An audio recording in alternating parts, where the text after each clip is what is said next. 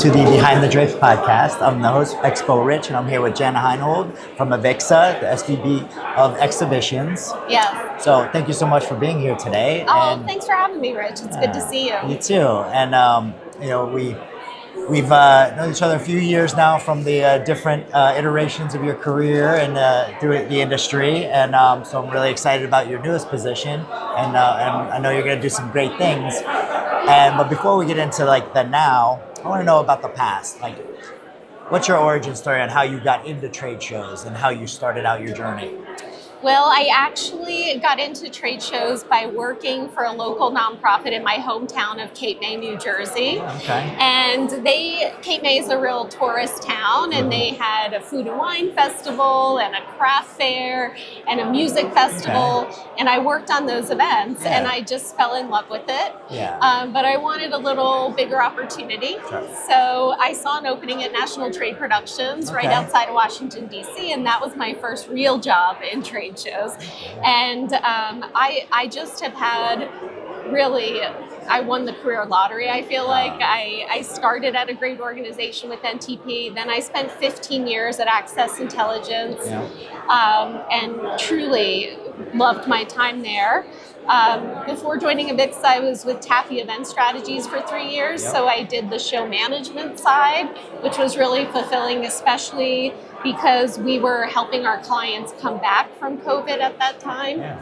And this is my first association job, actually. Wow. Okay. I so far really love working at AVIXA, and especially because of that membership piece, right? It's such a passionate community. I've always felt like I have been a community first person in building trade shows. So it's nice to have that strong community and work on a show in InfoComm that serves such a deserving community. Yeah, and we are people. We are a people industry for sure. Yes, that's what I love about it. Yeah, for sure. Yeah. So at NTP, what was your very first job? Like, what was your responsibility? I grew up in trade shows and marketing. Okay, so marketing side. Okay. Yeah, and I still think that that's in my core. You know, I think about the attendee first, and the audience, and who is going to be at the event, and then build everything else around that. Yeah, you got to get the message out in order to let the people know what they're coming up for. You need the right people there. That's for sure. Yeah. So, well, you said you worked at some great organizations over the years, and who are some of the people that were influential in like pulling you up and helping you grow to become the leader you are today? Oh gosh, so many, but I would say Don Pazur at Access Intelligence, the former CEO, was amazing. He gave me a lot of opportunities I didn't deserve, and saw something in a young 20-something, and I'm so grateful for him. I bought shows with him, I launched shows with him, and there was just a wonderful culture there that I wasn't afraid to fail.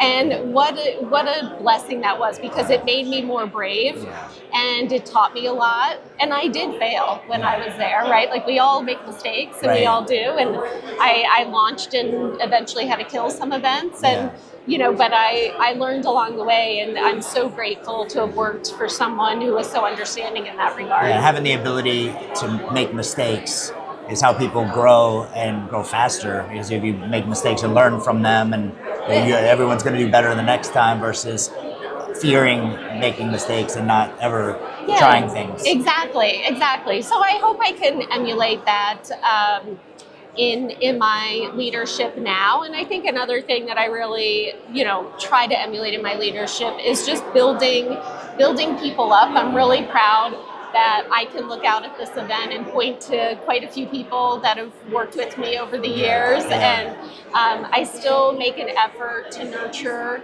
the next generation. That's important to me. Definitely. And that's good. I mean, you had great leaders that helped you along the way, and it only makes sense for you to be one of those as well. So. Yeah, I try. So as far as this event goes, how has SISO helped you and being part of this collab, and how has this helped you in your career? I feel like the best leaders in our industry are at SISO. I think it's, I love the entrepreneurial spirit. Yeah. I love the range, right? You have everybody from the startup to the largest show organizer in the world here. Yeah. And so I love the range and diversity that this event brings together. Yeah. I think too, it's a really honest group of people. I feel like you can have those conversations and say, this is what I'm really challenged with. How would you handle it?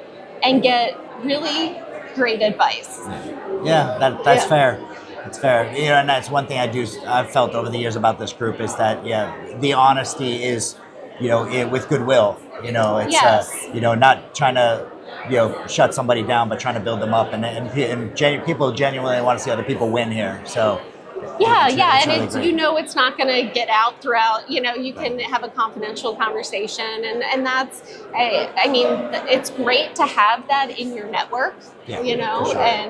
and it's nice to all be together and be able to talk to your peers about like going through something that they may have gone through and can give you a little advice. Yeah. So what's something for 2025, rounding out the year and going into 26 that you're excited about with the AVIXA? Well, for InfoComm 2025, I honestly came in about 6 months before the show was going to stage in June, and I went back to my roots, and I'm really doubling down on making sure we deliver the right audience to the show, because I know if we do that, the exhibitors will be happy and it'll serve the larger ecosystem. For 2026, we are really planning it at the same time as 25 because I wanted an 18-month cycle for 26.